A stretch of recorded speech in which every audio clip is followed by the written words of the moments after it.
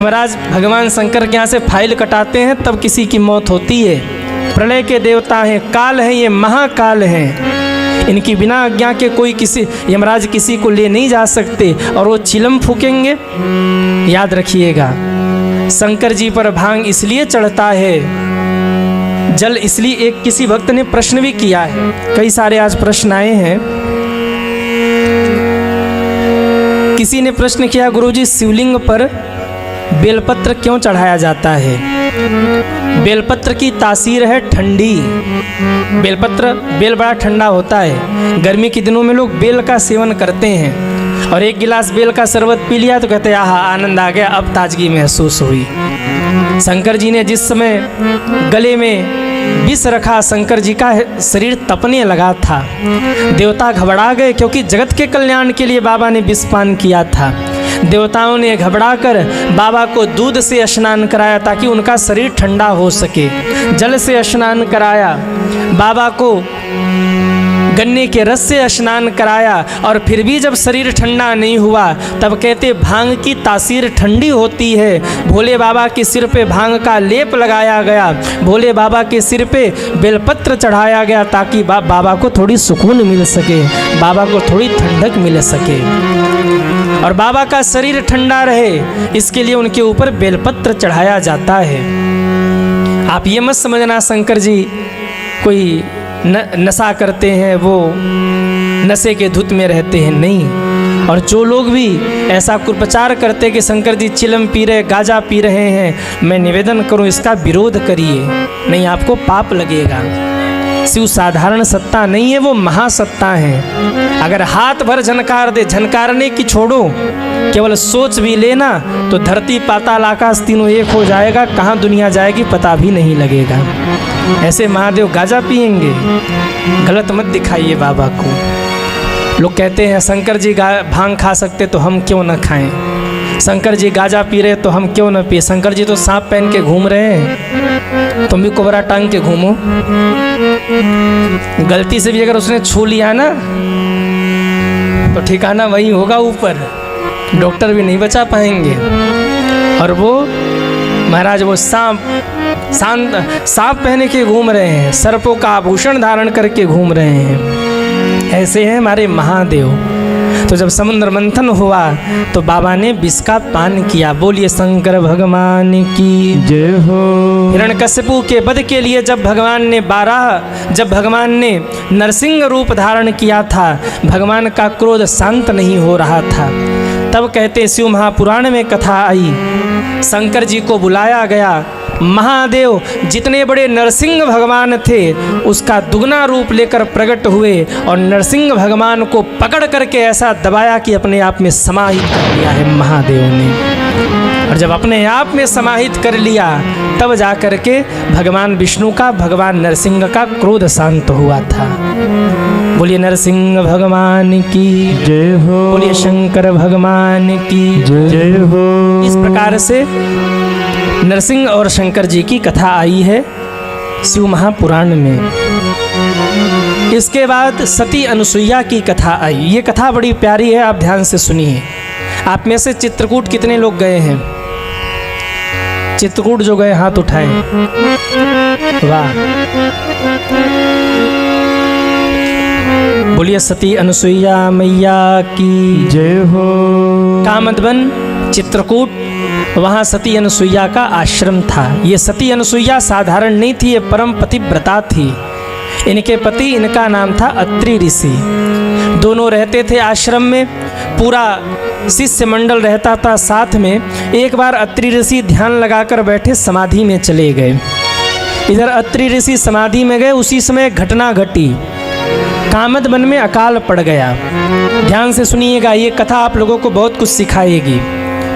कामदवन में अकाल पड़ा और इस कदर अकाल पड़ा कि 1 वर्ष नहीं, लगातार 14 वर्ष तक वर्षा हुई ही नहीं।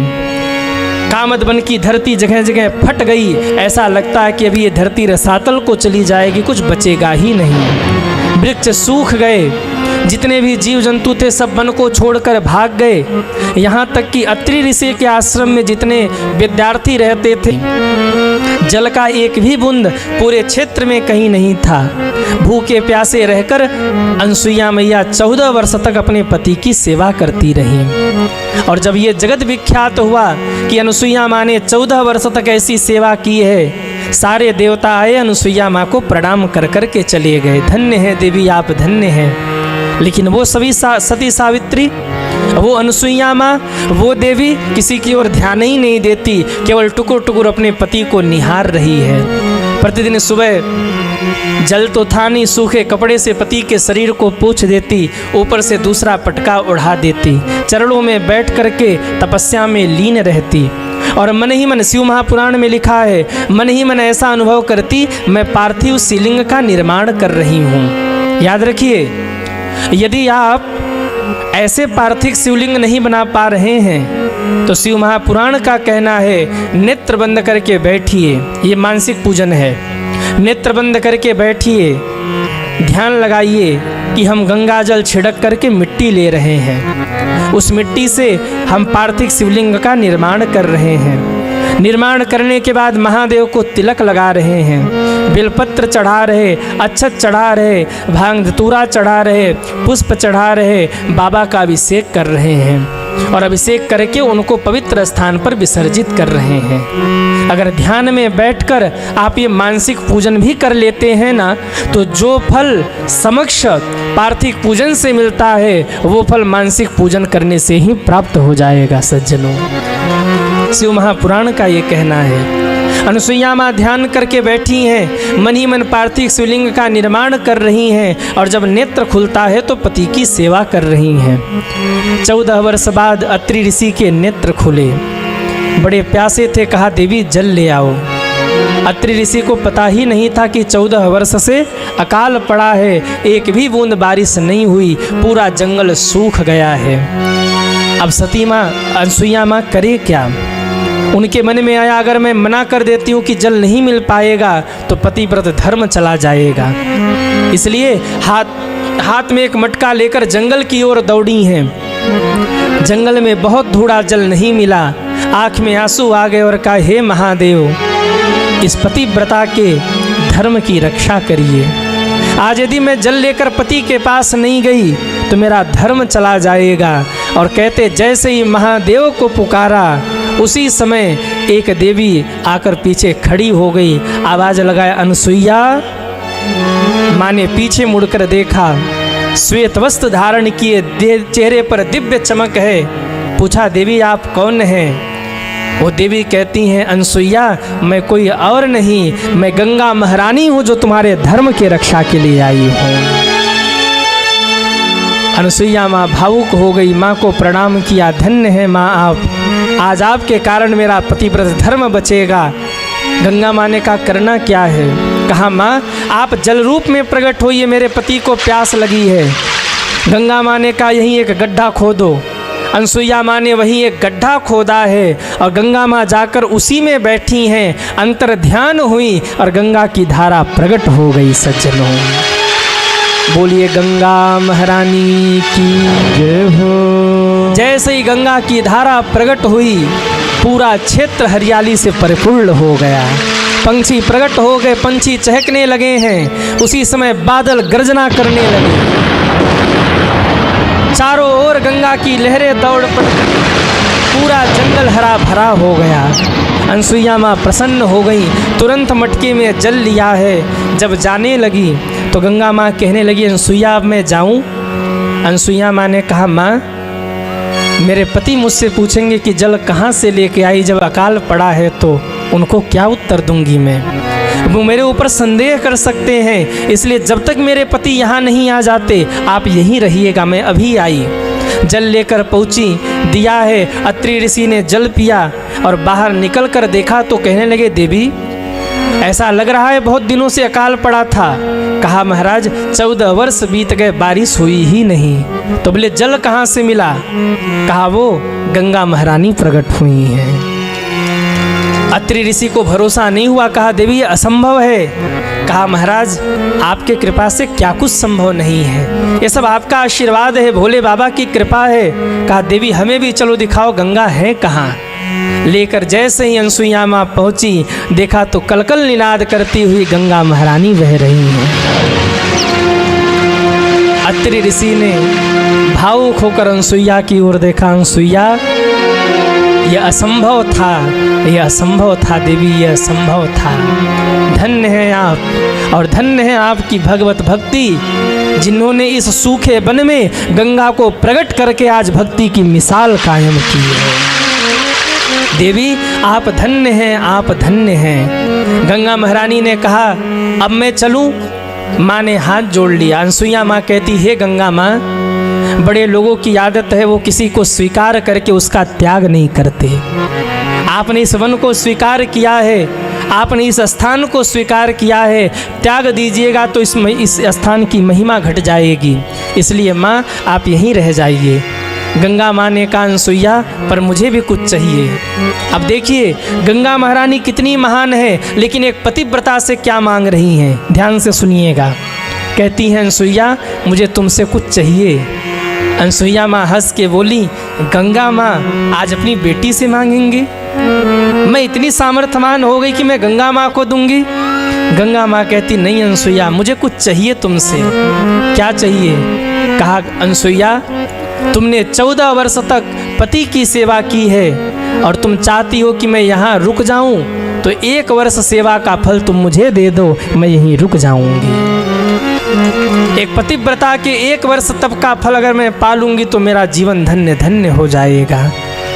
अनसुईया माँ भावुक हो गई। माँ क्या कह रही? बोले हाँ 1 वर्ष तुमने जो सच्ची निष्ठा से तप किया है वो 1 वर्ष का तप का फल मुझे दे दो। याद रखिएगा दुनिया वाले पाप करते हैं तो पाप जाके कहाँ धोते हैं? कहिए गंगा माँ, गंगा जी जाते हैं ना, पाप हो गया तो कहते चलो गंगा नहाए आए। मैं आपसे पूछूं क्या गंगा पाप धो देती हैं? कहिए नहीं, तो क्यों जाते हो गंगा जी? जब गंगा जी पाप धोती नहीं तो फिर क्यों जाते हैं गंगा जी? मैं विनोद के लिए एक बात कहता हूँ, इसको आप हकीकत मत लेना। गंगा पाप धो देती हैं, गंगा नहाया पाप धुल गया, पर गंगा क्या करें? कितने लोगों का पाप धोए? राम तेरी गंगा मैली हो गई पापियों के पाप, कहिए धोते धोते। क्या करे गंगा? बोले सारा पाप धो दिया। गंगा जाके समुद्र से मिली, कितना धोती पाप, ले जाके सारा पाप समुद्र को दे दिया। अब समुद्र में कितना पाप ढोए? हाँ कितना पाप ढोए? समुद्र ने बादलों को दे दिया। बादल भी कितना पाप ढोए? बारिश का मौसम आया, जिसका पाप उसी के सिर पे बरसा दिया। अब करो पाप। कई लोग होते ना, पाप करो गंगा नहा लो, अब करो पाप। बरसने वाला है खोपड़ी पे ही, थोड़ा तन पूरा बढ़ा दो। और दुनिया में तो एक से बढ़कर एक पापी है कि नहीं है? जो जितना बड़ा पापी उतना ही बड़ा धर्मात्मा बनेगा। हाँ आजकल तो पापी भी बड़े विचित्र एडवांस हो गए, वो आज वो एडवांस हो गए। बिहार से कितने लोग हैं? बिहार से एक बात कहूँ मैं, बुरा मत मानना, बिहार में एक जिला है गोपालगंज। गोपालगंज में एक स्थान है बरौली, वहाँ हम लोगों ने कथा गाई। एक मिश्रा जी थे और एक सेठ जी थे, उन्होंने मिलकर कथा करवाया। बनते थे बहुत बड़े धर्मात्मा, मंच पे जाए तो बड़ा वाला तिलक लगा के जाते, और 9 दिनों तक इन लोगों को सड़ी रोटी खिलाया था। मैं किसी की निंदा नहीं कर रहा हूँ, लेकिन आप सोचिए कि ऐसे लोग जब गंगा जी के पास जाते होंगे तो गंगा जी भी कहती अरे राम राम, बड़का पापी आया है, क्या करे इसका पाप हम, हाँ इतना पाप करके आया है। जो जितना बड़ा पापी वो उतना ही बड़ा धर्मात्मा बना घूमता है। तो गंगा भी क्या करे? बोले पाप ले लेती है। आप सोचिए दुनिया में इतने पापी हैं, गंगा उन पापों का करती क्या होगी? आपके मन में प्रश्न होगा ना? यही प्रश्न मेरे भी मन में था। बहुत दिनों तक मैं ढूंढता रहा कि गंगा उस पाप का करती क्या है, करती क्या है, करती क्या है। तब एक दिन मैंने शिव महापुराण पढ़ा, और जब मैंने शिव महापुराण पढ़ा तो मेरे भाई बहन मुझे मेरे प्रश्नों का उत्तर मिल गया। और उस उत्तर में ये लिखा था कि गंगा सबके पाप को धोती हैं, और जब सबके पाप को धोती धोती बोझिल हो जाती हैं ना, तो गंगा कातर निगाहों से किसी पतिव्रता की राह जो होती हैं, और जब कोई पतिव्रता स्त्री आकर गंगा में स्नान कर लेती है तो उसके स्पर्श मात्र से गंगा के सारे पाप धुल जाते हैं। ये वचन शिव महापुराण के हैं। गंगा महारानी ने स्वयं कहा, अनुसुईया, मुझे यज्ञ से, योग से, तप से, जप से जितनी तुष्टि नहीं होती उतनी तुष्टि केवल एक पतिव्रता स्त्री के दर्शन से ही हो जाती है। एक पतिव्रता स्त्री जब आके मुझे स्पर्श कर लेती है, गंगा जल को छू लेती है, तो मुझे लगता है आज मैं पावनी हो गई, आज मैं पवित्र हो गई। दुनिया को मैं पवित्र करती हूँ, लेकिन मुझे एक पतिव्रता स्त्री पवित्र करती है। और ये लिखा है, जिस दिन इस धरती पर पतिव्रता माताएं नहीं रहीं, उसी दिन गंगा सूख जाएंगी, पाप को झेल नहीं पाएंगी, सूख जाएंगी गंगा। और जिस दिन गंगा सूख गई धरती पर, उसी दिन प्रलय आ जाएगा सज्जनों।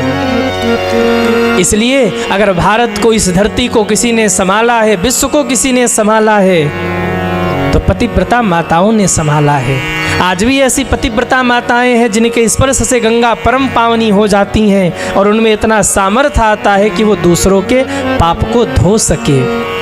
इसलिए पतिव्रता माताएं महान होती हैं। माताओं से निवेदन, पतिव्रत धर्म का पालन करिए। एक ही धर्म एक व्रत नेमा, काय वचन मन पति पद प्रेमा। जो माँ पतिव्रता धर्म का पालन करती है, एक निष्ठ होकर पति की सेवा करती है, यमराज भी जब आते उसके पति को लेने के लिए तो एक बार पूछ लेते, देवी ले जाऊं कि न ले जाऊं। अगर वो कह दे छूना मत, तो सामर्थ्य नहीं है कि यमराज उसके पति का स्पर्श भी कर दे, और स्पर्श कर दें तो जल के भस्म हो जाएंगे वहीं। ये सामर्थ्य है पतिव्रता माताओं के भीतर। गंगा माँ कहती, अनुसुईया, 1 वर्ष तप का फल आप मुझे दे दीजिए। आहा, तुरंत सती अनुसुईया ने कहा, हे माँ, मैंने दृढ़ निष्ठा से, सच्चे लगन से पति की सेवा की है। उन 14 वर्ष की सेवा में से 1 वर्ष के सेवा का फल आपको प्राप्त हो जाए। जगत के कल्याण के लिए आप यहीं रुकिए। और इतना शब्द कहना था, उसी समय भीषण गर्जना हुई है। डमरू बजाते हुए महादेव प्रकट हो। बोलिए शंकर भगवान की जय हो, शंकर भगवान की जय हो। हर हर महादेव, हर हर महादेव कहते हुए प्रकट हो गए। हर हर महादेव की धुन ही महादेव प्रकट हो गए। आवाज लगाया, धन्य है देवी, धन्य है अनुसुईया, आप धन्य हैं। अनुसुईया माँ ने प्रणाम किया, महादेव आप कहाँ? मैं आपके इस त्याग से प्रसन्न हूँ, मांगिए क्या चाहिए। अनुसुईया माँ बोली, भगवान, गंगा की धारा बही रही है, अगर गंगाधर भगवान भी यही रह जाए तो आनंद हो जाए। हे महादेव, पार्वती माँ के संग यहीं पर विराजमान होइए और जगत का कल्याण करिए। उसी समय मेरे महादेव के अनुग्रह से एक शिवलिंग का प्रागट्य हुआ और शिवलिंग वहाँ पर विराजमान हुआ। नाम पड़ गया अत्रिश्वर। बोली अत्रिश्वर महादेव की जय हो। अत्रिश्वर महादेव की स्थापना हो गई। चित्रकूट आप जाइए, वहाँ अनुसुईया माँ के आश्रम जहाँ थे वहाँ का दर्शन करिए और वहीं से कुछ दूर पर बगल में अत्रिश्वर महादेव विराजमान है, जो अनुसुईया माँ के कहने पर वहाँ विराजमान हुए थे। बोलिए अत्रिश्वर महादेव की जय हो। नमः पार्वती पतये हर हर महादेव। और वो गंगा माँ आज भी हैं, वहाँ पर बह रही हैं, मंद मंद बह रही हैं, इसलिए उनका नाम ही है मंदाकिनी। बोलिए मंदाकिनी मैया की जय हो। इस दृश्य को जब नारद जी ने देखा, आहा, जय जयकार करने लगे। आए एक दिन अनुसुईया माँ का दर्शन कर गए। अब ये कथा बड़ी प्यारी आ रही है। नारद जी ऐसे देवता हैं जो बिना डीजल पेट्रोल का आग लगाते हैं, न डीजल न पेट्रोल न माचिस। जहाँ नारायण नारायण करके दिमाग घुमाया सोई झगड़ा शुरू। नारद जी घूम रहे थे, घूमते घामते बैकुंठ में पहुँचे। श्रीमन नारायण नारायण नारायण, श्रीमन नारायण नारायण नारायण, श्रीमन नारायण नारायण नारायण, श्रीमन नारायण नारायण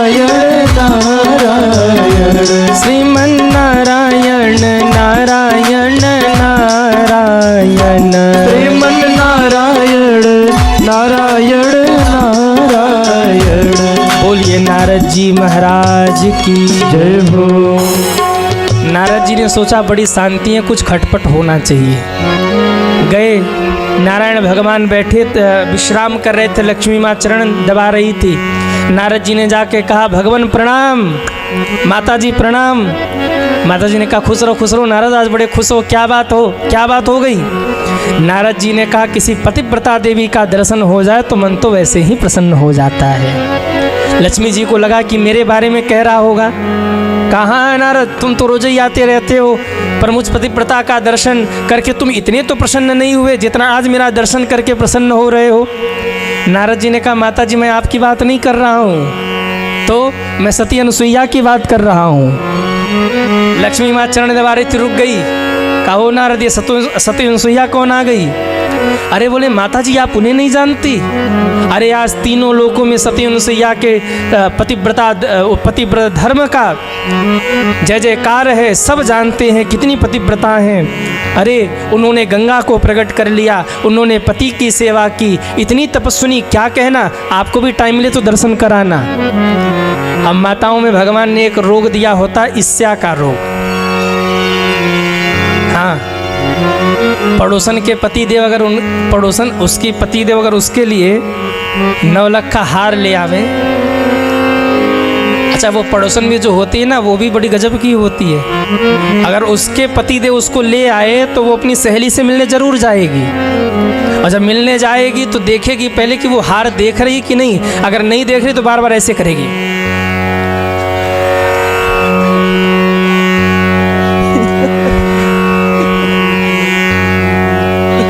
जब तक देख न ले और पूछ न ले हार आया है क्या, हाँ आज ले आए हैं नया नया। अब हो गई जलन, हमको भी चाहिए, हमको भी चाहिए। माताओं में एक ईर्ष्या का गुण भगवान ने दिया होता है। जैसे ही सती अनुसुईया का नाम सुना, माता लक्ष्मी ने कहा नारद क्या हमसे बड़ी पतिव्रता है वो? अरे माता जी कहो मत, इस समय तो सती अनुसुईया का नाम नंबर 1 पे चल रहा। मैंने डायरी चेक किया था, उनका नाम नंबर 1 पे चल रहा। तीनों लोकों में उन जैसा पतिव्रता कोई स्त्री नहीं है। और न विश्वास हो तो पूछिए विष्णु जी से। भगवान विष्णु उठ के बैठे और हाथ जोड़ करके कहा देवी अनुसुईया को मेरा प्रणाम। लक्ष्मी माँ ने कहा क्या कहा? बोले माता जी को प्रणाम। भगवान से लक्ष्मी जी बोली दिन रात चरण दबाते रहते हम, अब प्रणाम अनुसुईया को, इतना बड़ा मतभेद। भगवान विष्णु ने नारद जी की ओर देखा, कौन सा बीज बो रहे हो? कहा भगवान हमको और काम है, हम जाएं। नारायण। जैसे ही नारद जी जाने लगे भगवान ने आवाज लगाई, ओ नारद झगड़ा निपटा के तो जाओ। नारद जी ने कहा आपके घर का मामला है, हम क्यों चक्कर में पड़े, आप अपना निपटो। नारद जी बीड़ा लेकर जय राम जी की पहुँचे कैलाश पर। माता जी ने 2 लड्डू का भोग लगाया। लड्डू खाते खाते नारद जी कहने लगे माता जी बुरा मत मान। माता जी जो लड्डू का स्वाद अनुसुईया माँ के हाथ के लड्डू में आया ना, वो लड्डू का स्वाद अब इस लड्डू में। पार्वती माँ चौंक गई, अनुसुईया कौन है? अरे बोले वही अत्रि की पत्नी अनुसुईया, नंबर 1 की पतिव्रता, उन जैसी देवी कोई नहीं, कभी मौका मिले तो दर्शन कराना। पार्वती माँ ने शंकर जी की ओर देखा, क्यों शंकर जी, क्यों? बोले बाबा हमसे बड़ी पतिव्रता है। शंकर जी ने हाथ जोड़ के कहा माता अनुसुईया को मेरा। जल गई पार्वती माँ। नारद जी ने कहा बाबा हम चले? शंकर जी ने कहा कहाँ? बोले हमको आगे जाना है। बोले निपटा तो जाओ झगड़ा। नारद जी ने कहा आपके घर का मामला हम नहीं पढ़ने वाले। अब देखो बाप, निकल गए नारद जी। श्रीमन नारायण नारायण।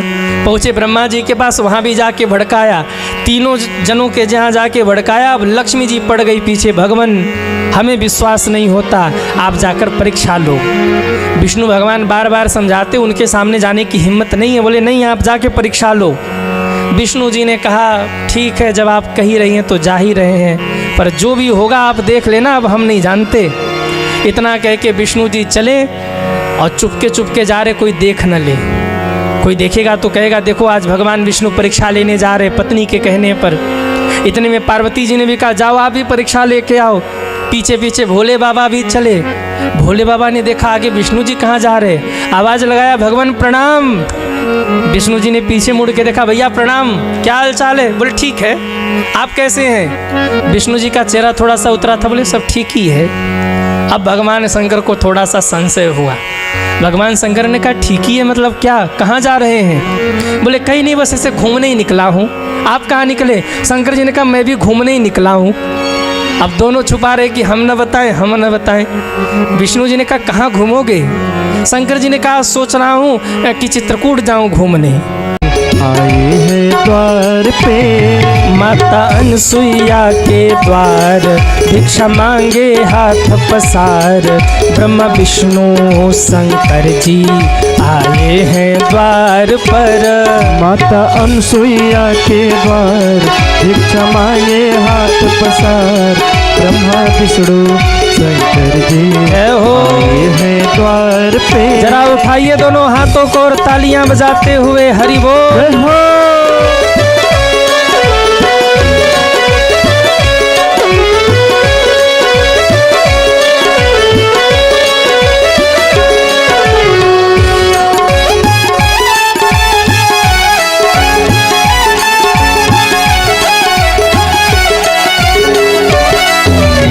हे महादेव।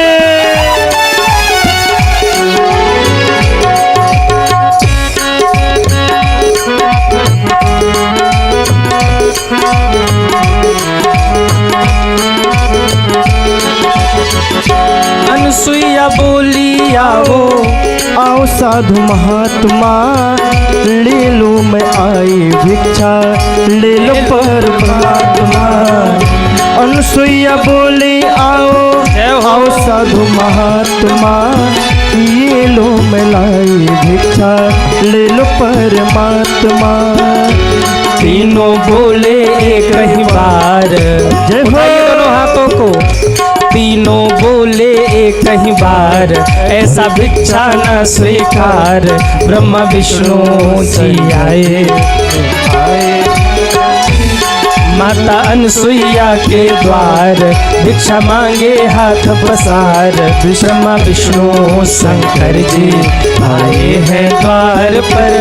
माता अनसुईया के द्वार, भिक्षा मांगे हाथ पसार।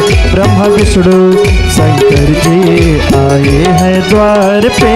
ब्रह्मा विष्णु शंकर जी आए पे।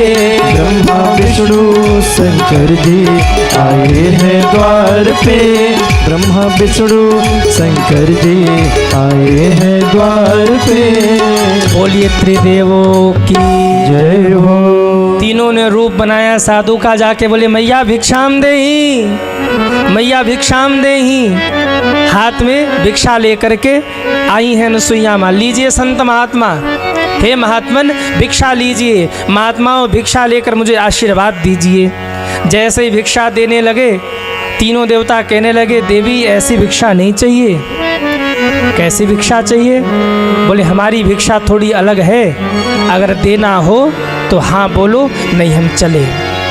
अनसुईया माँ ने कहा ऐसी कौन सी भिक्षा है जो हम नहीं दे सकते हैं? मांगिए। एक पतिव्रता स्त्री के लिए पति के आशीर्वाद से क्या दुर्लभ है। भगवान ब्रह्मा विष्णु शंकर तीनों ने कहा देवी सोच लेना, भिक्षा थोड़ी कठोर है और नहीं दे सकती तो हम जाएं। बोले आज तक मेरे दरवाजे से कोई खाली हाथ नहीं गया, मांगिए क्या भिक्षा चाहिए। कहा देवी हम तीनों भोजन करेंगे आपके यहाँ। बोले बस इतनी सी बात, अभी बनाते हैं, करिए भोजन। 3 नहीं 300 आइए भोजन कराएंगे। बोले देवी ऐसे नहीं, पूरे वस्त्र आपको धारण नहीं करना है, शरीर पर थोड़े वस्त्र होने चाहिए और उस वस्त्र में हम आपके यहाँ भोजन करेंगे। जैसे इतना सुना, अनसुईया माँ के पैरों से धरती खिसक गई। ये कौन है जो कहता है कि अर्ध वस्त्रों में आप में भोजन कराइए? कोई साधारण तो नहीं है। 2 मिनट सोच रही थी अनसुईया माँ। ब्रह्मा विष्णु महेश ने काम चल रहे देवी आप नहीं दे पाओगी भिक्षा। बोले रुकिए रुकिए महात्मन, या तो आप मेरी साधना भंग करने आए हैं या तो आप मेरी परीक्षा लेने आए हैं। और यदि साधना भंग करने आए तो यही हम आपको भंग करेंगे, भस्म करेंगे जला करके। एक छींटा मारेंगे जल का। पतिव्रता स्त्री के आप प्रभाव को नहीं जानते, आप तीनों जल के भस्म हो जाओगे। यदि आश्रम के नियम बिगाड़ने आप आए हैं तो पर हाँ, यदि आप कोई देव पुरुष है, परीक्षा लेने आए हैं, तो मैं परीक्षा जरूर दूंगी। 2 मिनट रुकिए जरा। माँ ने नेत्र बंद किया और जब नेत्र बंद करके ध्यान लगाया तो वहाँ 3 महात्मा नहीं, ब्रह्मा विष्णु महेश खड़े थे। माता जी समझ गई, ओहो ये मैटर है। हाथ में जल लिया। महात्मा कहने लगे, देवी क्या कर रही? बोले चिंता मत करो, भोजन कराऊंगी ना, प्लानिंग कर रही कैसे भोजन कराना है। हाथ में जल लिया और बोली, यदि मैंने मन से, वचन से, कर्म से अपने पति के चरणों की सेवा की है तो ये त्रिदेव अभी 6-6 महीने के बालक बन जाए। और ज्यों छींटा मारा, त्रिदेव 6-6 महीने के बालक बन गए और जोर जोर से रुदन प्रारंभ किया।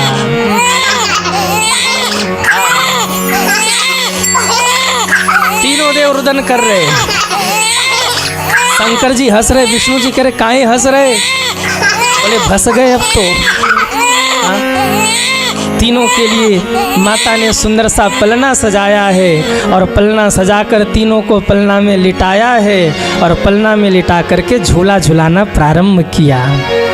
जगत के पालन करता आज बालक बन के अनसुईया माँ के आंगन में झूला झूल रहे हैं। जरा दर्शन करिए, झूला कितना सुंदर है, माँ का भाव कितना सुंदर है और त्रिदेव कितने सुंदर लग रहे। वो पालक जब बालक बन के रोए होंगे, वो तीनों पालक जब बालक बन के रोए होंगे तो आप सोचिए चित्रकूट के कोने में अनसुईया माँ के उस आश्रम की कितनी शोभा बढ़ गई होगी। उस शोभा का दर्शन करिए आप।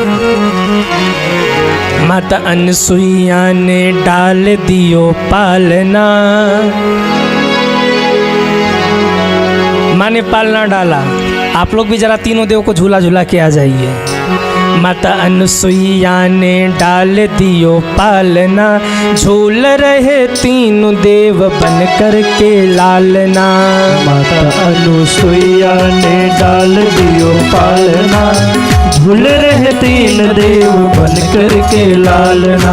माता अनसुईया ने डाल दियो पालना, झूल रहे 3 देव बन कर के लालना। माता अनुसुईया ने डाल दियो पालना, झूल रहे 3 देव बन कर के लालना। माता अनसुईया ने डाल दियो पालना, झूल रहे 3 देव बन कर के लालना। झूल रहे 3 देव बन कर के लालना। सभी ताली सेवा करते हुए हरि बोल। जय हो।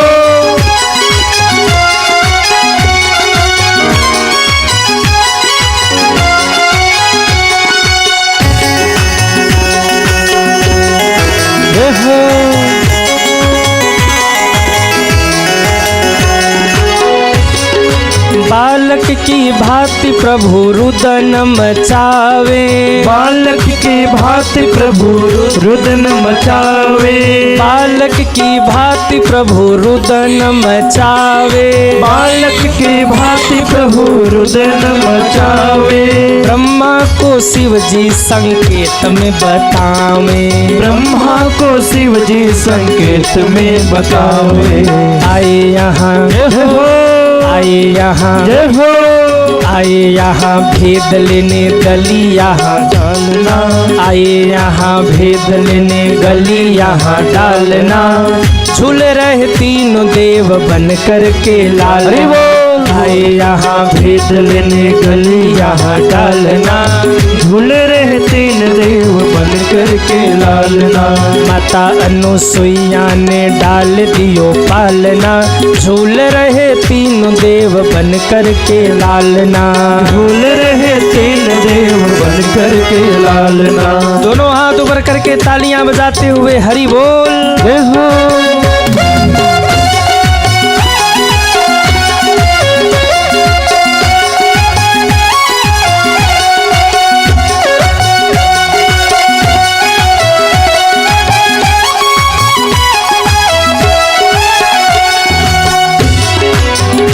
अनसुईया माँ हंस रही हैं और हंस करके झूला झूला के कह रही हैं, मेरे घर आए आज देने को बधाई। मेरे घर आए आज देने को बधाई। भूल गए आज यहाँ सारी चतुराई। भूल गए आज यहाँ सारी चतुराई। विष्णु जी की ओर देखकर हंस रही हैं। प्रभु आप ही हो ना जिन्होंने ठग लिया था असुरों को, अमृत बांट दिया था देवताओं में। कहाँ गई चतुराई? हाँ, कहाँ गई चतुराई जो माखन चुरा चुरा के खाते थे? भूल गए आज यहाँ सारी चतुराई। भूल गए आज यहाँ सारी चतुराई। भारत के जय हो, भारत के जय हो। ये लाइन बड़ी गजब की है। भारत के देवियों से पड़ा आज पालना, देवियों से पड़ा आज पालना। झूल रहे तीनों देव बन कर के लालना, झूल रहे तीनों देव बन कर के लालना। माता अनुसुईया ने डाल दियो पालना, माता अनुसुईया ने डाल दियो पालना।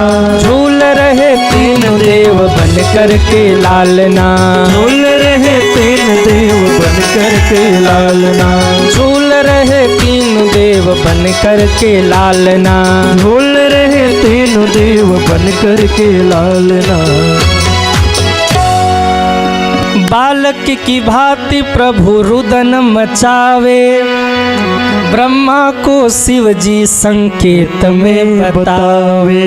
क्या कह रहे? आए यहाँ भेद लेने गली यहाँ डालना, आए यहाँ भेद लेने गली यहाँ। अरे आप लोग भी तो गा लो, आजकल गाओ, परसों से नहीं परेशान करूँगा।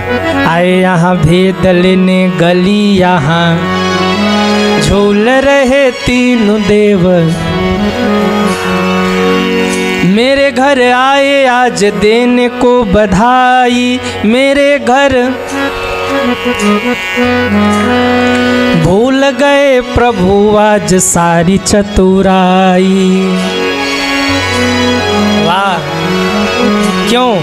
भारत के देवियों से पड़ा आज पालना, झूल रहे तीनों देव बन कर के, झूल रहे तीनों देव। अब देखो शंकर जी बार बार भगवान के चरण छूना चाहते हैं और थोड़ा आँख भी लाल लाल है ना शंकर जी के। तो अनसुईया माँ को लगा शायद ये वाले गुस्सा कर रहे ज़्यादा, उनको अलग पालने में लेटा दिया। दूसरे पालने में रोके शंकर जी कहते प्रभु, बोले हाँ प्रभु क्या कर रहे? बोले झूला झूल रहे, झूला आप भी झूलो। बोले ऐसे झूल रहे, ऐसे झूल रहे कि देवी माँ खोज रही हैं और हम यहाँ झूल रहे हैं। आए थे भेद लेने, लटक गए इधर झूले में, अब पड़े रहो। बोले अब क्या करें, अब पड़ गए माँ के चक्कर में। अब तो जब तक बड़े नहीं होंगे तब तक छुट्टी मिलने वाली नहीं है। बोले अपनी फैक्ट्री का क्या होगा? तुम बनाते थे, ये चलाते थे, हम बर्बाद करते थे दुनिया को। उसका क्या? बोले वो बाद में देखेंगे, पहले यहाँ निपटो। यहाँ से बच गए तो आगे देखेंगे। तीनों आपस में चर्चा कर रहे हैं। आए यहाँ भेद लेने गली यहाँ डालना, झूल रहे तीनों देव बन कर के लालना। आहा, तीनों झूल रहे। इतने में अत्रि ऋषि आए। अत्रि ऋषि ने कहा देवी ये तीन बालक किसके बालक हैं? बोले सब आप ही के बालक हैं महाराज, अपने ही बच्चे हैं सब। बोले हमारे बच्चे? बोले आप घबराइए नहीं, जरा नेत्र बंद करके ध्यान लगाइए, आपको सब कहानी मालूम पड़ेगा। और जैसे अत्रि ऋषि ने ध्यान लगाया समझ गए ओ हो बालक बालक बने घूम रहे हैं यहाँ, झूल रहे झूले में। वाह देवी तुम भी क्या गजब की लीला करी। अच्छा सुनो, ये बड़े होंगे तो इनको ड्यूटी कौन सी दोगी? क्या क्या ड्यूटी इनको लगेगा? बोले देखो इसमें ये जो विष्णु जी हैं ना जो बालक बने हैं, इनको लगा देंगे संतों का, ये संतों के कपड़े धुलेंगे, सफाई करेंगे। और जो ब्रह्मा जी हैं बोले इनको भंडारे में लगा देंगे, ये भोजन बनाएंगे। शंकर जी बोले इनके हाथ में डंडा पकड़ा देंगे, बच्चों को हाकेंगे। ये तीनों की ड्यूटी लग जाएगी। भगवान विष्णु ब्रह्मा जी से कह रहे लगने वाली है भोजन में आपकी ड्यूटी। रोटी वोटी बनाना सीखा कि नहीं? बोले सब सीख जाएंगे माँ के हाथों से। अब तो फंस ही गए, बड़ा आनंद हो रहा। उधर तीनों देवियां परेशान हैं, तीनों देवियां परेशान। अब पता नहीं कि तीनों ने ही भेजा है। पार्वती माँ कैलाश पर बैठी थी, इतने में लक्ष्मी जी पहुंची। राम राम हुआ, प्रणाम नमस्कार हुआ। बोले देवी बहन परेशान क्यों हो? लक्ष्मी जी ने कहा आप भी तो परेशान लग रही हो, वैसे भोले बाबा कहाँ हैं? बोले भोले बाबा की छोड़ो, ये बताओ विष्णु जी कहाँ हैं? बोले विष्णु जी की छोड़ बोलो नारद कहाँ हैं? क्यों? बोले कैलाश पे आया था क्या? पार्वती जी ने कहा आया था, हमारे बैकुंठ में भी गया था। बोले अच्छा, जो रोग हमारा वही रोग तुम्हारा। इतने में घूमती घामती सरस्वती माँ भी आ गई। दोनों ने पूछा ब्रह्मा जी हैं कि वो भी गायब है? बोले वो भी गायब है। बोले चलो तुम भी आ जाओ इधर ही। अब तीनों देवियां बैठ के सोच रही क्या करें क्या करें, नारद आ नहीं रहा, कहाँ गायब है। लक्ष्मी जी मने मन गुस्सा आ रही, अगर नारद मिल गया तो उसकी तुमड़ी फोड़ दूंगी, आज बात बाद में करूंगी, तुमड़ी पहले फोड़ूंगी। कहाँ फंसा दिया ला करके। तीनों देव गए, अरे परीक्षा लेने गए थे तो 2-4 दिन में आ जाना चाहिए, इतने दिन बीत गए अभी लौट के आए ही नहीं, कहाँ रह गए। इतने में नारद जी आ गए। नारायण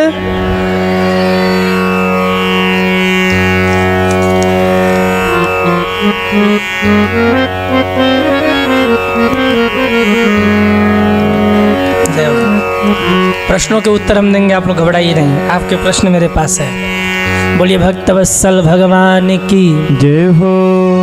कहाँ थे हम लोग? कहाँ थे?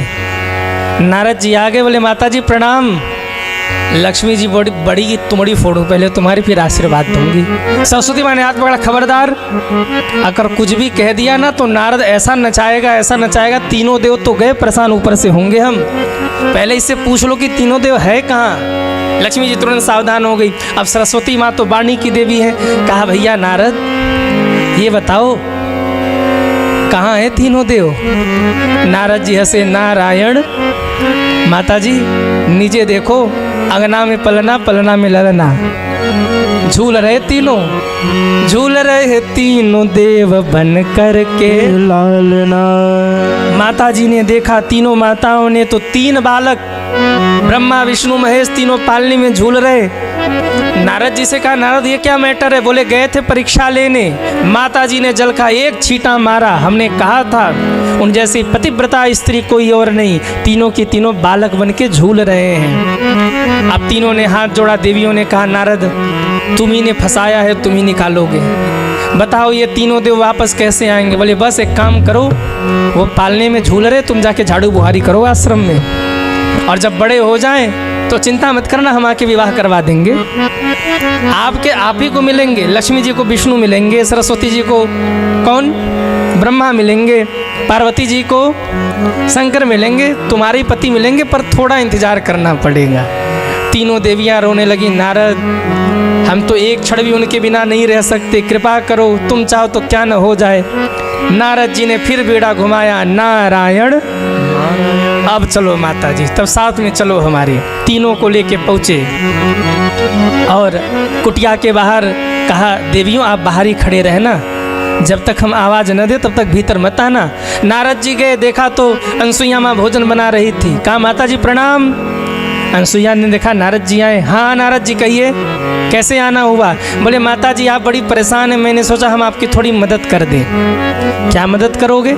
बोले माता जी 3 बच्चे, बच्चों को भी संभालना है, झाड़ू पोछा भी करना है, बर्तन भी धुलने हैं, भोजन भी बनाने हैं, तो हम सोच रहे कि बच्चों का विवाह कर दे, बहू सेवा करेगी। अनसुईया माँ हंसने लगी, छोटे छोटे बच्चे कौन विवाह करेगा? अरे बोले माता जी आप कहो नारद के लिए क्या असंभव है? माता जी ने कहा तो है बहू कहाँ? एक आवाज लगाया, आ जाओ तीनों देवियों। और जैसे ही आवाज लगाया, तीनों देवी दुखी होके कुटिया पधारी, तीनों देवी दुखी होके कुटिया पधारी। माता हमें पति दे दो विनती हमारी, माता हमें पति दे दो विनती हमारी। 3 पुत्र जय हो, 3 पुत्र 3 बहू आए मेरे आंगना, 3 पुत्र 3 बहू आए मोरे आंगना। झूल रहे तीनों देव बन कर के लालना, झूल रहे 3 देव बन बन कर के लालना। झूल रहे तीनों देव बन कर के लालना। झूल रहे तीन देव बन कर के लालना। बोलिए अनुसुईया मैया की जय हो। जैसे ही नारद जी ने आवाज लगाया, तीनों देवी दुखी होकर कुटिया पधारी। माता हमें पति दे दो बिनती हमारे। नारद जी ने कहा प्रणाम करो, सासू माँ है। प्रणाम किया तीनों देवियों ने। माता जी प्रणाम। माता जी ने कहा खुश रहिए, क्या हाल चाल है? बोले ठीक है माता जी। नारद ये कौन है? बोले बहू है, बहू। बहू? 1-1 फीट के बेटे, 6-6 फीट की बहू? ये जोड़ी कैसी है? इतने में अत्रि ऋषि आ गए। देवी ये 3 देवी कौन आ गई? अभी 3 बच्चे खेल रहे थे, अब 3 देवी आ गई, क्या लीला कर रही? बोले बहू है, बहू। अत्रि ऋषि तो हंसने लगे। 1-1 फीट के बच्चे, 6-6 फीट की बहू, तुम्हारी लीला तो तुम ही जानो देवी, क्या कर रही? कभी बेटे आ जाते, कभी बहू आ जाती, क्या कर रही तुम? अनसुईया माँ ने कहा भगवान 1 मिनट धैर्य रखिए, अभी समझ में आएगा। माता जी ने कहा देवियों से क्या चाहिए? माता हमें पति दे दो विनय हमारी। विनती है माता, हमारे पति को लौटा दो। अनसुईया माँ ने कहा धरे पड़े हैं तीनों पति आप लोगों के, उठा लो, पहचान लो जिनके जो पति हो। सबसे पहले पार्वती माँ आगे बढ़ी। अब शंकर जी को पहचाने कैसे? तो देखा एक बालक अलग लेटा था, आंखें थोड़ी लाल लाल थी, दौड़ के गोद में उठाया तो हमारे भोले बाबा ही हैं। हाँ ये भोले बाबा लेके बगल हो गई। अब कौन कौन बचा? शंकर जी और विष्णु जी और ब्रह्मा जी।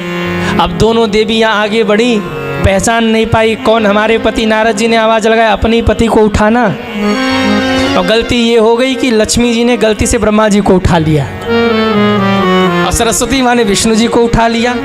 जैसे उठाया अनसुईया माँ ने कहा गड़बड़ है, गड़बड़। क्या हुआ? बोले लक्ष्मी जी गोद में दाढ़ी वाले बाबा है। उठा के पटका धम। अब भगवान विष्णु घबराए, धीरे से कहा माता जी हमको मत पटकना। क्यों? लक्ष्मी जी ने आपके पति को पटका, आप हमें पटक दोगे, हम तो मरी जाएंगे। माता जी पटकना मत, हम तो आप ही के बालक, धीरे से रखा दो। धीरे से रखा।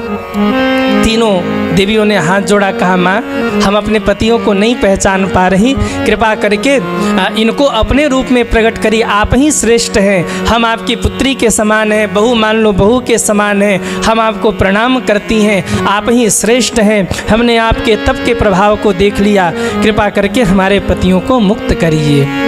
तीनों बालकों को लिटाया अनुसुईया माँ ने, जैसे ही जल का छींटा मारा तीनों देव अपने रूप में प्रकट हो गए। बोलिए अनुसुईया माता की जय हो। तीनों देवियों ने अपने अपने पतियों को प्रणाम किया और मन ही मन कह रहे चलो आज वैकुंठ में बताऊंगी। परीक्षा लेने आए थे कि बालक बनने आए थे? बोले पहले इधर प्रणाम करो माता जी को, नहीं फिर बालक बना देंगी। तीनों देवियों ने प्रणाम किया, कहा माता जी अब हम जाएं। तीनों बच्चे जैसे ही जाने लगे, ब्रह्मा विष्णु महेश, उसी समय अनुसुईया माँ रोने लगी हैं। तीनों देवता ने कहा माँ, तीनों देवता कहते माँ आप क्यों रो रही हैं? कहा भगवान आप वैसे भी तीनों लोगों के स्वामी हैं आप तीनों, लेकिन बालक तो बने थे ना हमारे। इतना प्रेम आपके प्रति उमड़ रहा है कि आपको विदा करने की अब इच्छा नहीं हो रही है। मुझे लग रहा है कि अब आप बालक बन के यहीं रह जाइए। त्रिदेवों ने कहा माता जी हम यहीं रहेंगे तो सृष्टि का क्रम रुक जाएगा, हमें तो जाना ही पड़ेगा। बोले भगवान एक बालक के प्रति माँ का जो वात्सल्य होता है, माँ का जो प्रेम होता है, वो प्रेम हम में उमड़ रहा है, आप हमारे पुत्र बन जाइए। तीनों देवताओं ने प्रसन्न होकर के कहा माँ आप चिंता मत करिए, हम आपको वचन देते हैं समय के साथ हम आपके पुत्र बन करके आएंगे, और समय के साथ वही त्रिदेव सोम, दुर्वासा और दत्तात्रेय बन करके अत्रि अनुसुईया के यहाँ प्रकट हुए थे। बोलिए त्रिदेवों की जय हो। नमः पार्वती पतये हर हर महादेव। इस प्रकार से अनुसुईया माँ की कथा शिव महापुराण में आई है। सभी एक बार अनुसुईया माँ को प्रणाम करिए। बोलिए अनुसुईया मैया की जय हो। अब इसके बाद शिव महापुराण में आए कहमा लखन जन्मे हो, कहमा ही जन्म न राम कहवा लखन जन्मे हो, कि ललना हो ललना हो ललना कहमा ही जन्म हनुमान, दुनहु घरवा सोहर हो। ललना कहवा ही जन्मे हनुमान, दुनहु घरवा सोहर हो। राम जी अवध में प्रकट हुए हैं और हनुमान जी अंजना माँ के यहाँ पर्वत पर प्रकट हुए हैं। दोनों का आनंद लीजिए। कहमा ही जन्म न राम, हो कहमा ही जन्म न राम, कहमा लखन जन्मे हो, कहवा ही जन्मे न राम, कहवा लखन जन्मे हो। कि ललना हो कि ललना हो कि ललना कहमा ही जन्म हनुमान, दुनहु घरवा सोहर हो। ललना कहवा ही जन्मे हनुमान, जय हो दुनहु घरवा सोहर। जय हो।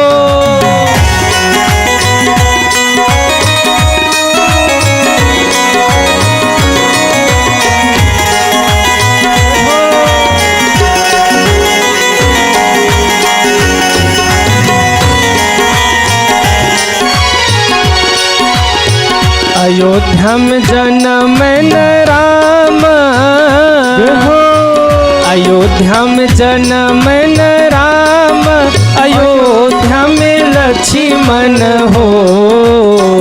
अयोध्या में जन्मे न राम, अयोध्या में लक्ष्मण हो। कि ललना हो ललना हो ललना ललना सुमेरु पे जन्म हनुमान, दोनों घरवा सोहर हो। ललना सुमेरु पे जन्मे हनुमान, दुनहु घरवा सोहर हो। केकरा के हवन राम, हो केकरा के हवन राम, केकरा के लक्ष्मण हो। केकरा के हवन राम, केकरा के लक्ष्मण हो। कि ललना के करा के बाढ़ हनुमान, दोनों घरवा सोहर हो।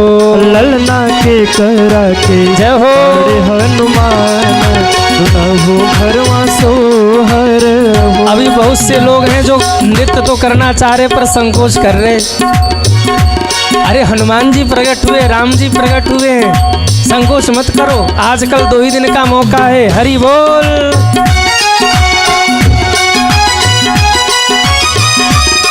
जय हो जय हो जय हो जय हो।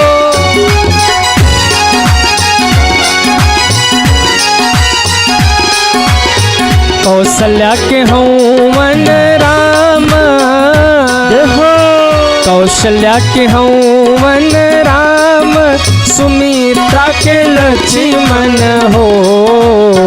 कौशल्या के हवन राम, सुमित्रा के लक्ष्मण हो। मैया अंजना के बाढ़ हनुमान, दोनों घरवा सोहर हो। मैया अंजना के बाढ़ हनुमान, दुनहु घरवा सोहर हो। कि मैया अंजना के बाढ़ हनुमान, दोनों घरवा सोहर हो। मैया अंजना के बाढ़ हनुमान, जय हो घरवा सोहर हो।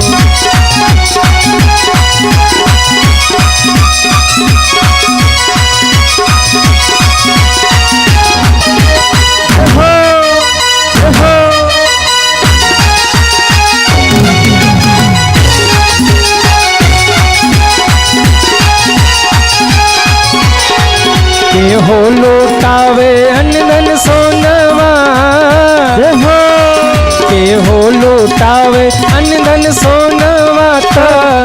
हो धेनु गैया न हो, के हो लुटावे अन्न धन सोना के हो धेनु गैया न हो, कि ललना ललना कि ललना के हो लुटावेला रतन, हमारी सोप भरी गईले हो। ललना के हो लुटावेला हो हमारी सोप भरी गईले हो। एक बार सभी दोनों हाथ ऊपर करिए, दोनों हाथ ऊपर, और बिल्कुल झूमते हुए 1 2 3 4। जय हो, हरि बोल।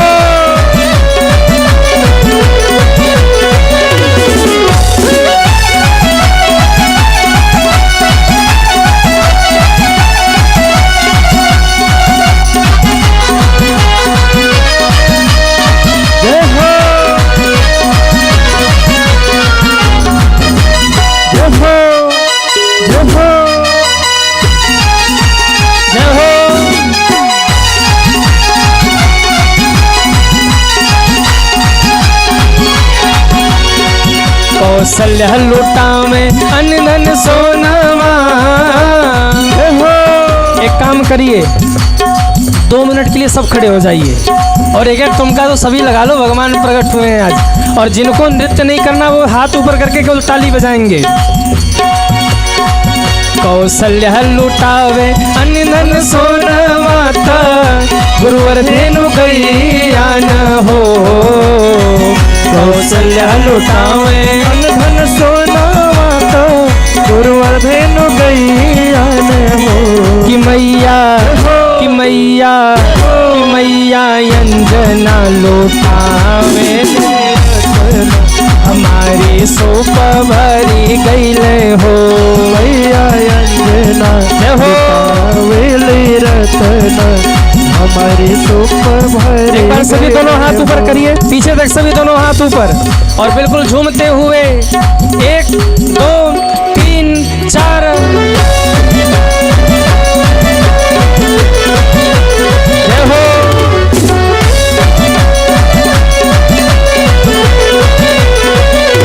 हरि बोल।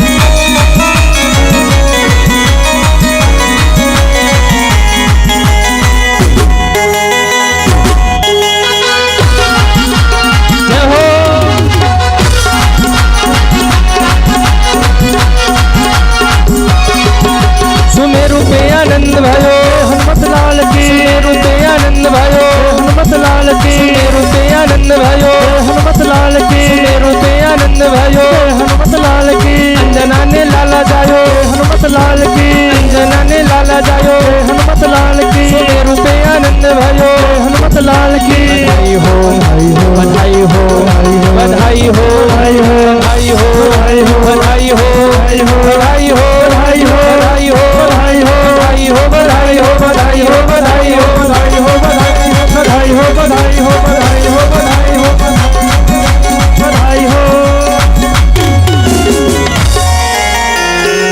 हनुमान जन्मोत्सव की बहुत बहुत बधाई हो। हनुमत जन्मोत्सव की बधाई हो। अरे मुंबई वालों, इतने जोर से बोलो कि आपकी आवाज़ सुमेरु तक पहुंच जाए। नहीं, हर हर वो बाद में अभी हनुमत जन्मोत्सव की बधाई हो। पीछे वालों को भी बधाई हो, बधाई हो। न बोलने वालों को भी बधाई हो। बैठ जाइए। हनुमान जी महाराज प्रकट हुए, बड़ा आनंद हुआ, बड़ा उत्सव हुआ। एक दिन ऐसी घटना घटी, तुरंत बैठिए, 5 मिनट कथा सुनते हुए हम लोग कथा विश्राम की ओर चलेंगे। बोलिए हनुमान जी महाराज की जय हो। बड़ा उत्सव हुआ, बड़ा आनंद हुआ। एक दिन सुबह सुबह माता अंजना ने हनुमान जी को पालने में लिटाया था, पूजन करने चली गई। हनुमान जी को लगी थी भूख। ध्यान से सुनिए, हनुमान जी आंगन में पालने में लेटे हुए थे और आकाश की ओर देख रहे थे। देखते देखते हनुमान जी की दृष्टि पड़ी सूर्य के ऊपर। सुबह सुबह का समय था, लाल लाल सूर्य महाराज आकाश में उदित हुए थे। हनुमान जी को भूख तो लगी ही थी और सर्व सामर्थ्यवान थे भी। मन में आया वो कोई मीठा फल है, आज उसी को खाते हैं, मैया न जाने कब पूजन करके आएगी। हनुमान जी ने आवाज लगाया, जय श्री राम, जय श्री राम, जय श्री राम। और छलांग लगा करके पहुंचे सीधे सूर्य नारायण को ले। जय श्री राम। निकल गए हनुमान जी महाराज और निकल करके मुख बंद कर लिया। संत कहते हैं, बाल समय रवि भक्षी लियो तब तीनहु लोक भयो अधियारो। बाल समय रवि भक्षी लियो तब तीनहु लोक भयो अधियारो। ताहि सो त्रास भयो जग में यह संकट काहू सो जात नटारो। ताहि सो त्रास भयो जग को यह संकट काहू सो जात नटारो। देवन यानी करी विनती तब छाड़ी दियो रवि कष्ट निवारो। को नहीं जानत है जग में कपि संकट मोचन नाम तिहारो। को नहीं जानत है जग में कपि संकट मोचन नाम तिहारो। बाल समय रवि भक्षी लियो तब तीनहु लोक भयो अधियारो। बाल समय रवि भक्षी लियो तब तीनहु लोक भयो अधियारो। तीनों लोक में हाहाकार मच गया। कौन आ गया जिसने सूर्य को निगल लिया? उसी समय इंद्र ने वज्र फेंक करके मारा है। वज्र जाकर हनुमान जी की थोड़ी पर लगी। हनुमान जी मूर्छित होकर नीचे गिरने लगे। सूर्य तो आज़ाद हो गए पर हनुमान जी मूर्छित हो गए। उसी समय पवन देव ने गोद में लेकर हनुमान जी को रोना शुरू किया। इतने क्रोधित हुए, हवा की गति को रोक दी। दुनिया में हाहाकार मच गया। तब सारे देवताओं ने प्रकट होकर प्रार्थना की। हनुमान जी की मूर्छा टूटी। सबने यथा योग्य आशीर्वाद दिया। तब पवन को स्वतंत्र किया गया। बोलिए पवन पुत्र हनुमान जी महाराज की जय हो। इस प्रकार से हनुमान जी की बाल लीला बढ़ रही। हनुमान जी थोड़े से बड़े हुए तो अब बाबा जी लोग बैठ के ध्यान कर रहे होते। जाते बाबा जी को छेड़ करके भाग जाते हनुमान जी। बंदर तो थे ही। ऊपर वाले से थोड़ा आवाज उठाइए, ऊपर वाले से। हाँ श्री राधे। हाँ बोली भक्तवत्सल भगवान की जय हो। आप सभी बड़े बड़भागी हैं जो बिल्कुल कथा के समय से उपस्थित होकर के आज 12 ज्योतिर्लिंग की कथा को सुनेंगे। और सच मानिए तो शिव महापुराण का पूरा फल तो आप लोगों को ही मिलने वाला है। ये जो 9 बजे आएंगे, 9:30 बजे आएंगे है ना, इनकी परिक्रमा रही जानी है। आधे बजे के अटक जाएंगे। पर बेड़ा पार आप लोगों का होगा क्योंकि आप पूरी कथा को आज सुन रहे हैं। मैं कई दिनों से कहता रहा समय से आया करो, लेकिन कहाँ मानने वाले हैं पवई के लोग। गुरु जी आप मानो हम मानने वाले नहीं हैं। आप बदलो हम बदलने वाले नहीं हैं। आप सुनाओ हम सुनने वाले कहें कह रहे ऐसा। अपनी बदनामी खुद से सुन रहे हो कि नहीं? आप लोग सुन तो रहे ही हो। हाँ? हमारे महादेव ये देखने में जितने सहज हैं, जितने सरल हैं, ये इतने ही महान हैं सज्जनों। जोगी जटिल अकाम मन, जोगियों की तरह रहते हैं, जटा जूट बांध के रहते हैं। अकाम मन वाले हैं, नग्न रहते हैं, कभी बागंबर लपेट लेते हैं, कभी कैलाश पर कभी शमशान में विचरण करते रहते हैं। लेकिन इतने महान हैं मेरे महादेव, खुद तो चिता भस्म लपेट के रहते हैं, खुद तो मृगछाला पहन के रहते हैं, खुद तो पहाड़ों पर रहते हैं, पर अपने भक्तों को बढ़िया बिल्डिंग में रखते हैं, फ्लैट में रखते हैं, बढ़िया मकान में रखते हैं। खुद तो जैसे तैसे खा के जो मिल जाए वही खा के आनंद से रहते हैं, लेकिन अपने भक्तों को खूब बढ़िया मालपुआ को खूब बढ़िया बढ़िया वो 56 भोग पवाते हैं। मेरे भोले बाबा का नाम है भोलेनाथ। ये बड़े भोले हैं, इनसे कुछ भी मांगो तुरंत तथास्तु कह देते हैं। और जितने भी देवता हैं सब सोचेंगे विचारेंगे तब तथास्तु कहेंगे। लेकिन शंकर जी एक ऐसे देव हैं, कुछ भी आप मांगो, अब बाबा अगर सुन गए तो बस इनके मुख से निकलता है तथास्तु। अब क्या मांग रहे, क्यों मांग रहे, ये जानना इनके लिए जरूरी नहीं है। विष्णु जी से आप मांगो, सोचेंगे, समझेंगे, विचार करेंगे, फिर कहेंगे तथास्तु। ब्रह्मा जी से मांगो तो क्यों मांग रहा है, कारण जानेंगे, क्या मांग रहा है ये देखेंगे, क्यों मांग रहा है, क्या करेगा ये वरदान पाकर, तब तथास्तु कहेंगे। लेकिन भोले बाबा भगत ने कह दिया सो कह दिया, अब वो टलने वाला नहीं है। और शंकर जी एक ऐसे देव हैं जो भाव ही मेट सके त्रिपुरारी। अगर किसी के भाग्य में ब्रह्मा जी ने कुछ उल्टा पुल्टा लिख दिया और वो सच्चे हृदय से महादेव का भक्त है तो महादेव कहते मेरा बेटा आजा, उसके माथे की वो जो बिगड़ी हुई लकीर है उसको सुधार कर उसके भाग्य में अच्छा लिख देते हैं, बढ़िया लिख देते हैं उसके भाग्य में।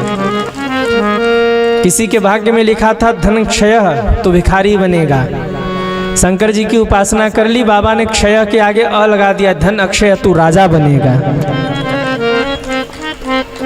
ऐ पुत्र जा तेरे को बेटा नहीं होगा, ऐ काट के शंकर जी ने लिख दिया सै पुत्र जा तेरे को 100 बेटे होंगे।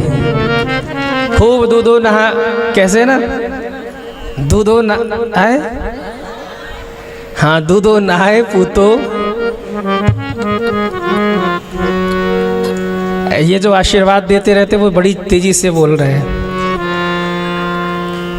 कोई भी चरण छुए दूधो नहाए, हाँ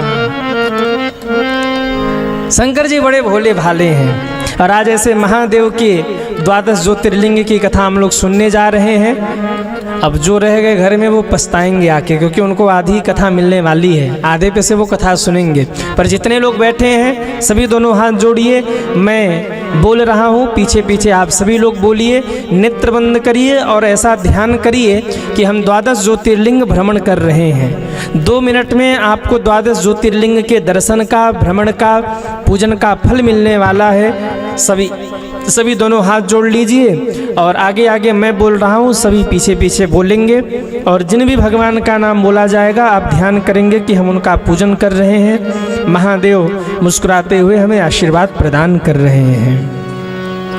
सौराष्ट्र सोमनाथम च, सौराष्ट्रे सब बोलिए, सोमनाथम च, श्रीशैले मल्लिकार्जुनम, शैले मल्लिकार्जुनम, उज्जैन्यां महाकालम, उज्जैन्यां महाकालम, ओमकारं ममलेश्वरम, ओंकारं ममलेश्वरम, परल्यां वैद्यनाथं च, परल्यां वैद्यनाथं च, डाकिन्यां भीमशंकरम, डाकिन्यां भीमशंकरम, सेतुबन्धे तु रामेशं, सेतुबन्धे सुरामेशं, नागेशं दारुकावने, नागेशं दारुकावने, वाराणस्यां तु विश्वेशं, वाराणस्यां तु विश्वेशं, त्र्यम्बकं गौतमी तटे, त्र्यम्बकं गौतमी तटे, हिमालये च केदारं, हिमालये च केदारं, घुष्मेशं च शिवालये, घुष्मेशं च शिवालये, एतानि ज्योतिर्लिङ्गानि, एतानि ज्योतिर्लिङ्गानि, सायं प्रातः पठेन्नरः, सायं प्रातः पठेन्नरः, सप्त जन्म कृतं पापं, सप्तजन्म कृतं पापं, स्मरणेन विनश्यति, स्मरणेन विनश्यति, स्मरणेन विनश्यति। स्मरणेन विनश्यति। बोलिए 12 ज्योतिर्लिंग भगवान की जय हो। अब सुनिए 12 ज्योतिर्लिंग की कथा और कैसे 12 ज्योतिर्लिंग का प्रागट्य हुआ। एक होते हैं स्वयंभू भगवान और एक होते हैं स्थापित भगवान। ध्यान दीजिएगा, स्वयंभू भगवान किसे कहते हैं? जो स्वयं से प्रकट हुए हो वो है स्वयंभू भगवान, और जिनकी हमने स्थापना की हो वो है स्थापित भगवान। तो ये जो 12 ज्योतिर्लिंग है ये किसी ने स्थापना नहीं की है, ये भोले बाबा स्वयं से प्रकट हुए हैं भक्तों के कल्याण के लिए। स्वयं से प्रकट होकर के भक्तों के निवेदन पर भगवान महादेव वहाँ विराजमान हुए हैं। आपने देखा होगा कई बार खुदाई हो रहा हो, शंकर भगवान प्रकट हो जाते हैं। कई बार खुदाई हो रहा हो, विशाल रूप में महादेव प्रकट होते हैं। कहीं कहीं तिलवर बढ़ते रहते हैं, कहीं कहीं तिलवर घटते रहते हैं। जगह जगह की अपनी महिमा है। तो ये जो 12 ज्योतिर्लिंग है, इसमें सबसे पहला ज्योतिर्लिंग है सौराष्ट्रे सोमनाथम च। कहाँ है सोमनाथ भगवान? बोले सौराष्ट्र में, गुजरात में भगवान सोमनाथ विराजमान हैं।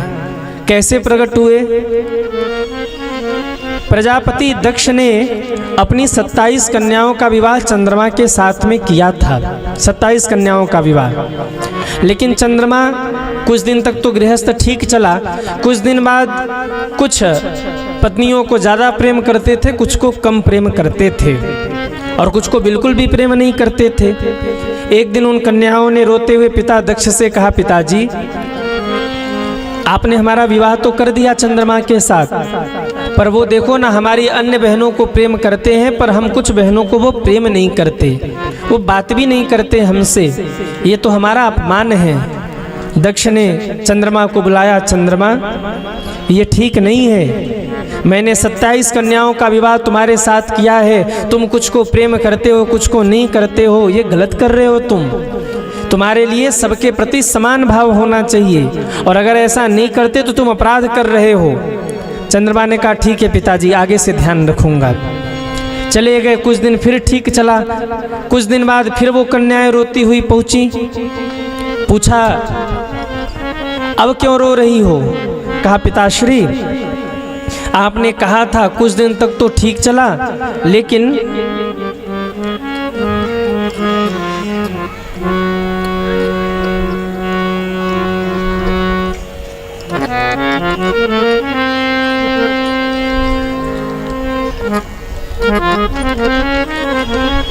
बोलिए भक्तवत्सल भगवान की जय हो। कुछ दिनों तक तो ठीक चला।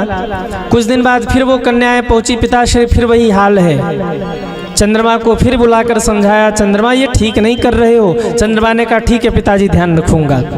कुछ दिन तक फिर गृहस्थ ठीक चला। फिर कुछ दिन बाद कन्याओं ने कहा कि पिताश्री बार बार समझाने के बाद चंद्रमा हमें अपमानित कर रहे, हमें प्रेम नहीं करते, हमसे बात नहीं करते, और वहीं कुछ रानियों कुछ बहनों को प्रेम करते हैं। अब की बार दक्ष को क्रोध आया। दक्ष ने क्रोध में कहा, चंद्रमा तुम अपने रूप के अभिमान में इतने मस्त हो कि तुम हमारी कुछ बेटियों का अपमान करते हो, इसलिए जाओ हम तुम्हें श्राप देते हैं, तुम्हारा शरीर पात हो जाए, तुम्हें क्षय रोग हो जाए। और जैसे क्षय रोग होने का श्राप दिया, चंद्रमा घबरा गए। चंद्रमा का शरीर गलने लगा है। ब्रह्मा जी के पास पहुँचे, हे ब्रह्मा जी इस श्राप से मुझे बचा लीजिए। ब्रह्मा जी ने कहा, चंद्रमा इस श्राप से अगर तुम्हें कोई बचा सकता है तो मेरे महादेव बचा सकते हैं, जाओ महादेव की शरण में। चंद्रमा ने दोनों हाथ ऊपर करके महादेव को पुकारना प्रारंभ किया। ओम नमः शिवाय, ओम नमः शिवाय, ओम नमः शिवाय, ओम नमः शिवाय। महादेव प्रकट हो गए। कहो चंद्रमा क्यों पुकारा? चरणों में गिर पड़े, हे महादेव मेरे अपराधों के कारण मुझे श्राप लगा है, मेरा शरीर घट रहा है, मेरा शरीर पात हो जाएगा, मुझे कुष्ठ रोग हुआ, मैं समाप्त हो जाऊंगा, मेरी रक्षा करिए महादेव, मेरी रक्षा करिए। महादेव ने कहा, चंद्रमा यदि मैं श्राप की गति को टाल दूंगा तो श्राप की महिमा ही समाप्त हो जाएगी। ध्यान दीजिएगा। किसी ने पूछा था, महाराज जी क्या श्राप लगता है? अच्छा आप बताइए, क्या आशीर्वाद लगता है? कहिए, लगता है ना?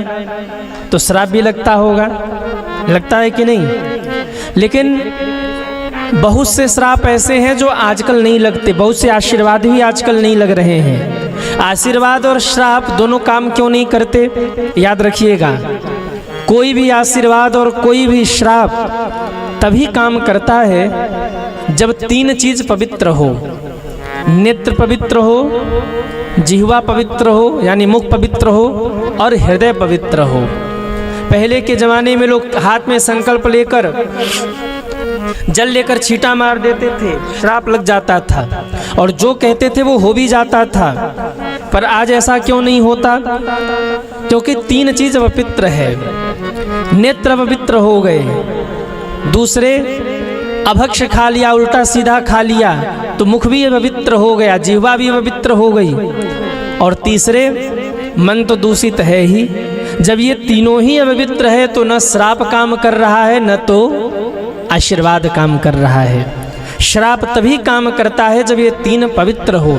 आपने देखा होगा कोई किसी व्यक्ति को बहुत सताता है, उसका सब कुछ छीन लेता है। अब जब उसका सब कुछ छीन लिया तो वो इतना दुखी है कि गलत देख नहीं रहा, देख भी रहा है तो उसके मन में गलत भावना नहीं है, उसकी जिह्वा किसी को गलत नहीं बोल रही, खान पान सुधर गया, अब उसका हृदय भी पवित्र हो गया। उसने रो रो के कुछ कह दिया और वो जाके लग गया और वो श्राप सिद्ध हो गया, वो दी गई बद्दुआ भी सार्थक हो गई उसकी। और कहते भी देखो उसने उसको सताया था, उसकी बद्दुआ लग गई, अब देखो क्या हालत में पहुंचा है वो। ये क्यों हुआ? क्योंकि जब उससे छीना गया उसका सर्वस्व तो पहले तो उसकी दृष्टि पवित्र हो गई, क्योंकि दुख में जब व्यक्ति होता है तो दृष्टि पवित्र हो जाती है। दुख में व्यक्ति केवल और केवल भगवान से मन लगाना चाहता है। दूसरे मुख पवित्र हो गया क्योंकि उसने कुछ उल्टा सीधा खाया नहीं या तो उल्टा सीधा किसी को बोला नहीं, और तीसरे हृदय भी पवित्र हो गया क्योंकि दुख में उसने भगवान का चिंतन किया, और तब वो जब बद्दुआ उसने दिया तो वो जा करके लग गया। इसलिए श्राप भी लगता है, वरदान भी लगता है जब वाणी, मुख और हृदय ये तीनों पवित्र हों। भगवान शंकर ने कहा देखो अगर मैं श्राप की गति वैसे मैं सामर्थ्यवान हूँ, टाल सकता हूँ, टाल दूंगा, लेकिन अगर मैंने टाल दिया तो श्राप की महिमा मिट जाएगी। इसलिए चंद्रमा मैं श्राप की गति टाल नहीं रहा, मैं श्राप की दिशा बदल दे रहा हूँ। चंद्रमा ने कहा भगवान कैसे बदलेंगे दिशा?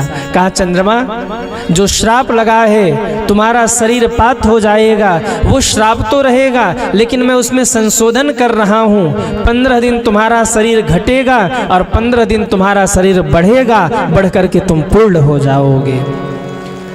कृष्ण पक्ष में तुम्हारा शरीर घटेगा और शुक्ल पक्ष में तुम बढ़ करके पूर्ण हो जाओगे, ये मेरा आशीर्वाद है। चंद्रमा ने हाथ जोड़कर महादेव के चरणों में प्रणाम किया, बाबा आप हमारे कल्याण के लिए यहाँ पर प्रकट हुए हैं, कृपा करके यहीं पर विराजमान हो जाइए और आने वाले समय में भक्तों का कल्याण करते रहिएगा। भगवान शंकर वहीं विराजमान हो गए। सोम कहते हैं चंद्रमा को, उनकी रक्षा के लिए भगवान प्रकट हुए, उनका नाम ही पड़ गया सोमनाथ। बोलिए सोमनाथ भगवान की जय हो। अथवा तो सोम का अर्थ होता है अमृत। चंद्रमा के लिए मानो महादेव ने अमृत के समान बन गए महादेव चंद्रमा के लिए, इसलिए उनका नाम पड़ा सोमनाथ। अथवा तो चंद्रमा के नाथ हैं इसलिए सोमनाथ। बोलिए सोमनाथ भगवान की जय हो। नमः पार्वती पतये हर हर महादेव। चंद्रमा को आज पता लगा कि दुख जब पड़े तो दुनिया काम नहीं आती, उस समय केवल और केवल भगवान ही काम आते हैं। और सच है कि नहीं? जब दुख पड़े तो कौन काम आता है? पड़ोसी, रिश्तेदार, वो तो खुश होते हैं, चलो परेशान तो हुआ, बड़ा उड़ रहा था, अब पंख कटे इसके, अब पता लगेगा। याद रखिएगा दुख आए तो दुनिया साथ छोड़ देती है, अगर कोई साथ निभाता है तो वो मेरे महादेव हैं, वो मेरे भोले बाबा हैं जो साथ निभाते हैं, वो हमारे ठाकुर जी हैं जो साथ निभाते हैं। इसलिए आज के पहले दुनिया के तो बहुत बन लिया आपने, पर आज के बाद दुनिया का नहीं, आज के बाद महादेव का बनिएगा। जो बाबा का बन गया, जो बाबा का हो गया, बाबा उसको दुखी रहने नहीं दे सकते। दुखी रहने का मतलब, सुखी रहने का मतलब ये नहीं है कि बड़ी सी बिल्डिंग बनवा देंगे, खूब सारा पैसा दे देंगे। सुखी रहने का ये कतई मतलब नहीं है। और भक्ति का परिणाम ये हो ही नहीं सकता कि खूब बढ़िया बिल्डिंग बन जाए, खूब ढेर सारा आपके पास पैसा आ जाए। भक्ति का मतलब ये कतई नहीं है। कई लोग तो भक्ति इसीलिए करते हैं कि लक्ष्मी जी की कृपा हो जाए। वो भी ठीक है, होना भी चाहिए। आप भगवान से मांगी वो भी अच्छी बात है, उसके लिए मैं नकार नहीं रहा हूँ। लेकिन भक्ति का मतलब ये नहीं है कि भगवान आपको धनवान बना देंगे। भक्ति का मतलब तो केवल इतना है कि भगवान आपके हो जाएंगे। आप भले ही गरीबी में रहेंगे, सुदामा की तरह रहेंगे, लेकिन आपके हृदय में संतुष्टि रहेगी। और जिस दिन भगवान संतुष्ट होकर देना शुरू करेगा रीझ कर, इतना देगा कि आप संभाल नहीं पाओगे। हाँ, आपने देखा होगा कोई ऐसे साधारण चलता रहता है, परिश्रम करता रहता है, गरीबी झेलता रहता है, अचानक से ऊंचाई पर पहुंच गया। क्या हुआ? बोले भक्ति कर रहा था, भजन कर रहा था, भगवान रोडपति से करोड़पति बन गया। भक्ति करने का एक कतई मतलब नहीं है कि आप पैसे वाले हो जाएंगे, नहीं। आप जहाँ भी रहेंगे प्रसन्न रहेंगे, संतुष्ट रहेंगे। और आज के समय में सबसे बड़ा धन है संतुष्टि। सब कुछ है व्यक्ति के पास, पर व्यक्ति संतुष्ट ही नहीं है। साइकिल से पैदल चल रहे हो, साइकिल वाले को देख लिया तो सोचा भैया हमारे पास साइकिल होता तो कितना बढ़िया होता। साइकिल मिल गया। एक दिन मोटरसाइकिल वाले को देख लिया तो मन में आया कि मोटरसाइकिल मिल जाता तो कितना बढ़िया होता। एक दिन मोटरसाइकिल भी ले लिया, उसके मन में आया कि देखो धूप चलता हूँ तो धूप लगती है, अब एक कार हो जाए तो बढ़िया होता। भगवान ने वो भी दे दिया। अब कार में बैठे तो कहने लगे अबे छोटी हो गई, 5 सीटर नहीं 7 सीटर चाहिए, अब 7 सीटर चाहिए। अब वो भी हो गया। अब जब 7 सीटर हो गया तो मन में आया कि भैया अब थोड़ा कुछ और होना चाहिए, 2 गाड़ी हो जाए, 4 गाड़ी हो जाए।